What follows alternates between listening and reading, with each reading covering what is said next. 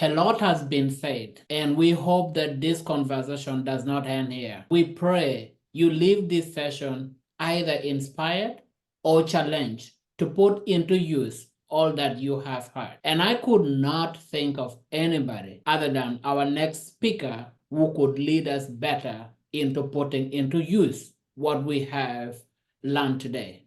I am honored to invite Professor Singh to give a closing remark. A little bit about Professor Singh. He is Judge Danny Weinstein's managing director of the Strauss Institute for Dispute Resolution at Pepperdine University Caruso School of Law, where he also served as Associate Professor of Law and Practice and direct the LLM program. In 2017, the government of India recognized him as a giant scholar for his teaching in the dispute resolution field. He received an LLM in dispute resolution from the University of Missouri, Columbia. He earned his Ph.D. from the National Law University, Delhi. Without wasting time, Dr. Singh, wow. You're welcome. That is so kind, man. Come on. Now I feel like this is a family. This is what I was missing during the holidays. Thank you all. I'm so humbled. But I'm humbled in your presence. Mr. Muhammad, I think it's the first time I'm hearing you, but what piece of wise wisdom you already shared with us about listening, talking to each other, and the fact that we need to discuss among our community. We work with disputants, but we don't spend enough time talking to each other. What a wonderful gift you've already given us with those wise remarks. I am humbled to be here, folks. I'm sure I'm missing folks, but I need to move on to my small. I don't want to give you long remarks, but I challenge you on a couple of things. I like to challenge myself and others. I am going to be provocative a little bit, as you can imagine from me. And I'm overcoming something, so my voice is different, though I like this kind of voice, so maybe I will keep it. I don't know. I go to doctor, can I keep this? Anyways, it's a little deeper. I like it. But if you have issues with my voice, that's because I've been under the weather for a few days. Let me just get started. The question I want to raise to you all, besides the fact of are we neutral or not, is neutrality a bias? Is a question I want to raise to you. Is neutrality a bias? Is the fact that we are neutral, is that a bias? Why do I pose that question? I want to make you think about it. I think what truly bothers us is in front of us, but we run away from it. We don't like to face it. The fact when Joyce said that we need forums like this to break the silence is, I think, what she is referring it to. Because we are ignoring it, we're distracting ourselves, we're constantly being comforted by our comfort. Fake comfort. It is what it is. We have learned to do it very well as humans, right? Today, in today's world, we are in fact becoming masters at it, masters of deception. We have a private face and a public face, and we have found a space, a place to put one or the other. Now, partly it is needed. I get it, because I understand the concept of internal peace. I need to have internal peace to be with my family, with my kids. Right? Many of you know I have two beautiful children now. I want to be home for them. I want to be safe. I want to control my social circle. Many of you want to control your public perception while keeping private convictions. But this idea of self-deception is what I want to raise. Where are we headed as a human society? We call ourselves neutral, but is that a bias? Let's dig deeper into bias, if you allow me, right? One of the deception, self-deception as a bias. One of the fields I was studying lately is the field of hatred. Do you know that hatred needs to be studied from interdisciplinary places, not just one or two areas? It's a basis of our human conditioning, hatred. Yet we have no synthesis of academic disciplines where we look at problem holistically, which we should. Not just as Jews, Muslims, Hindus, Christians, Sikhs, Jains, Buddhists, Baha'is, universalist, humanist, atheist, but as a community of philosophers, academicians, practitioners, biologists, neuroscientists, mediators, lawyers, judges, you get the point. So I only have a few more ideas to make you think, myself think. I don't have any answer, but maybe through this discussion, as Mr. Muhammad rightly said, maybe we can collectively come close to seeking an answer. I want to make us think further. I think we deceive ourselves because we are good at it, because we have two narratives in our mind. Again, I could be wrong, forgive me. The two narratives in my mind are pretty strong, right? Narrative one, I am a good citizen and I'm doing everything I can to make things right. So I don't have to speak about wars. I don't have to speak about Israel, Hamas. I don't have to speak about Kashmir. I don't have to speak about Syria. I don't have to speak about immigration at US border. I don't have to speak about any of those things. What's the sub premise to that narrative? I am doing everything, hence I am good. But there's issues with that. Number one issue, we are not doing everything because we can always do more. And number two, even if if thinking you're doing everything, or I'm thinking I'm doing everything, we can do it better. We can do it together. We can learn from each other. We can do it intra-religious and interreligious, interdisciplinary and interdisciplinary, as I said earlier. And we can educate ourselves further. Today, I learned the beautiful way Joyce Mitchell spoke about silence. I'm already a fan of hers. Disclaimer, sorry, bias going on here. I'm already like her. But when she talked about silence, it reminded me of Gautama Buddha, who has said beautifully, do not speak unless you can break the silence. And I think Joyce is telling us it's time to speak because silence needs to be broken. Let's go back to my question. I'm doing everything on my premise. Therefore, I'm good. Challenge one, we are not doing everything. Challenge two, even if you're doing everything, we can do it better. We can relearn. We can re-educate ourselves. We can evolve. We must evolve. We should change. We must change.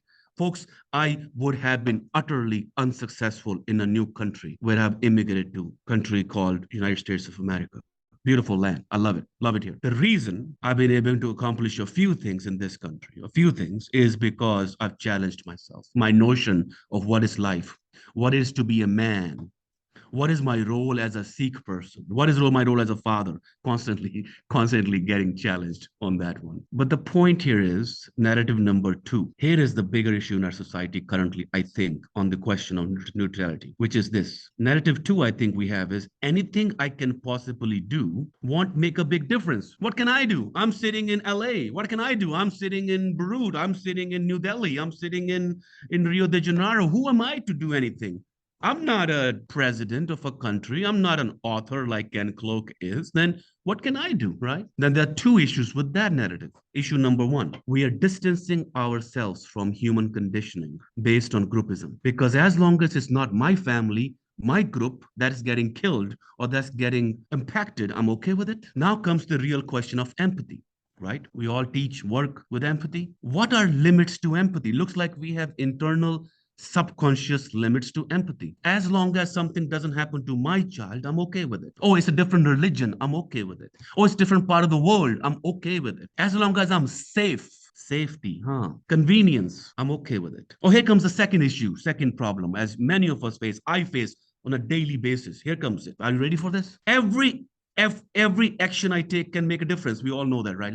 We all know that. Gandhi has said it beautifully, way better than I've said. But let's go deeper into that. The fallacy, the problem with that issue is now one click and one like is enough. I've done my part. I've made a comment on Facebook. I did my part. I'm good. I've taken care of my Muslim friends, my Jewish friends. I am good. Why? Because I liked one comment on each side. Good, right? We're good now. So it's not just I can't take much actions because I don't have power. It's also because I am taking actions because I've liked some comments and I'm good. So if we live in this world and let's decipher it, what are we doing here? We are lying to ourselves because, let me say it again, because of the five limitations: safety, social circle, public perception, private conviction that I'm not honest about, and self-deception. If I live in this world of five controlling objectives, then I'm not going to be honest with you because I'm safe. And in this country where I live in, safety is a top priority. I am safe. I am comfortable, right? This beautiful Brazilian saying, I love visiting Brazil. I spoke at their federal judicial department last year in October, very kind judges, federal judges, some of my students, as Francis Ozako is doing so wonderful, is my student, and I'm so proud of him. And they came to pick me up at the airport, and I was very humbled. And I read a quote to them. I said one of my famous quotes about traveling comes from Brazil, and the quote is, "Traveling is one profession that makes you change the clothes of your soul." So how often do we change the clothes of our soul, sitting at our comfortable desk before our comfortable screens? So let me go towards conclusion, right? I'm making you think so far. I hope I can give you a few things to take away, if I not just questions. Though in Eastern philosophy, it's perfectly fine to raise questions, right? But in the Western philosophy, we have to give some pointers. So, this self confirmation bias, this idea that I will listen to news that supports my belief, and therefore I like that channel, this idea that I will talk to people who look like me, think like me, go to the same church, synagogue, or mosque. This idea that others are evil and we are good. I mean, it's beautifully said before me, it's an age old idea. It's not new, right? But it goes back to that idea of groupism. Empathy is if it's my family, I'm impacted, I'm troubled. Everybody else. So, is neutrality a form of bias? Have we come to a place where we have comfort? We've chosen comfort as a sense of a word. I'll give you one simple example. I have a friend from Oregon. I won't name him. He's a dear friend, and he recently bought a hybrid. A very not a hybrid, a fully electric car. Sorry, not hybrid. I'm very proud of it. He's telling me, change your car, get a. You need to save environment. Give me a whole lecture. I got it. I got it. I asked him, how much did you flew last year? He said, oh, not many. Just went to 14 different countries. So I said, okay, do you understand? Your electric car versus the flying. And he wasn't willing to listen to me about that part at all. This idea of what is self-confirmation bias. If I have said, great, you've got electric car, you've done your part, that's like clicking or commenting and I'm done. So I think the real issue we are facing is not the five issues I've said or the premises I've said. The real issue is two, our willingness to step into a situation that needs our help, not my sole help, I'm being very humble, collective help. And number two, our mind. We need a constant, sustained effort, not one day, one time, 1 minute, I'm done. So, how do I create willingness? That's not easy. How do I tell you to change or to go look deeper? Today, I saw a YouTube, my daughter sent me a video about a gentleman here in the US who is finding people who do scams internationally. And he spent this 1 hour video, he spent, I don't know how many months he spent to finding out the scammers from the country of my origin, India, who've been scamming people about technology. About it was about a geek squad, the fake geek squad they call it. If you Google it, it's not the Best Buys geek squad, somebody else. And I was appalled by what's happening. I was surprised by what's happening, and I was so happy to see this gentleman spent months of his time. One man with a mind found a group of 14 men across the world who were scamming, and he got them to justice. And it makes me think, such a simple, different example makes me think, what can we achieve if we want to achieve something? If we are willing to do it, what can we do? The question is willingness, right? We have heard about removing hate, removing or bringing peace. We talked about education awareness. We know that, number one. We talk about creating space, safe spaces for constructive dialogues, number two, right? We talk about sharing personal stories and narratives to change someone's heart, creating empathy through common ground. We know that, right? We talk about facilitating people or community events so people come with groups. We talk about systematic issues that contribute to hate, such as discrimination and racism. We talk about critical thinking that portrays stereotypes in media. We have seen all of that. And I'll throw one more in. We talk about even individual work that have shaped our world, the people who are radical and who have revolutionized our thinking. We can talk about all of the above, but it comes down to our willingness. How can we teach our next generation to be willing, to be brave, to be courageous, to bring the change? And that's the point. What can we leave them with that we have failed as a community, as a society? I'm not even saying as mediators, that's a very high word, right? As a community. But what are we leaving this world with? And they don't see my action or your action or Mr. Muhammad or Joyce Mitchell action. They see the action of what is happening around the world, and they are judging us. And I hope they're not giving up on us. So my only piece of advice, besides beautifully said already, we have to talk to each other. We have to listen to each other. And listening is not easy. We have to change our mindset. We have to learn what motivates us, and we have to learn what sustains that motivation to bring the change. So I'm struggling. I'm with you. I'm struggling on what can be my contribution, but that's not the issue. That's selfish thought. A non selfish thought is, what's our issue? What can we do? And I appreciate the beginning of this conversation. I hope today was a warm up, a series one of hopefully a few series, if not one at least extra, where we all get together and think further what we have learned from each other. Are you ready to become the change you want to see in your community or in your workplace? If so, check out our tailored workshops and mediation skills, training, and certification designed to equip you with the practical skills to become an effective conflict resolver and a certified mediation practitioner. Now, let's get back to the show. One thing Ken said that is powerful, beautiful, and we all need to listen. When biases takes over, we stop listening. So it comes down to that, right? My motivation stops, my sustained effort stop because I know, so I'm done. I've made up my mind and I'm gonna see, hear, talk, be with people, with friends who help me sustain my bias. And how do I break that cycle? It's been a joy being with you all. I don't want to take too much of your time. I know it's a few days before New Year's. But I wanted to share just a few thoughts with you all. Some of my teachers are here in this room, so if I continue talking too much, they'll find too many mistakes, so I need to stop, right? Thank you for having me. Thank you, Professor Singh. Thank you, everyone, for attending this conference. Thank you for gracing us with your time and participation in this greatly important conversation. And a very special thank you to our keynote speaker, Mr. Cloak, our panelists, and to our closing speaker for your time and for your insightful and inspiring presentations. As this conference comes to a close, I would like to leave us with some food for thought. There must be a connection between being a mediator and being an activist.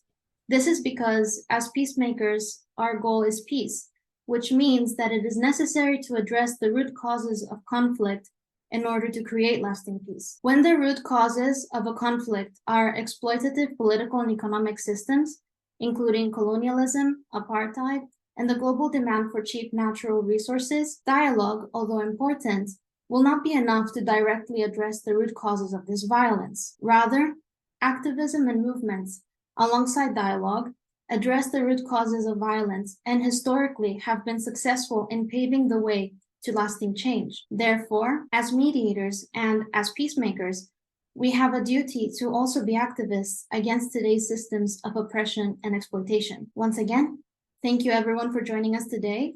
We hope that you enjoyed this conference, that you learned something new, that it invited you to think and reflect, and that you go forth and do the work of peace, even if it means forgoing neutrality when there is injustice. Thank you for listening. We hope you enjoyed today's episode. You can support us by leaving a 5-star review.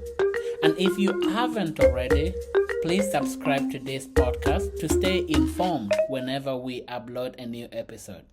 See you in the next episode.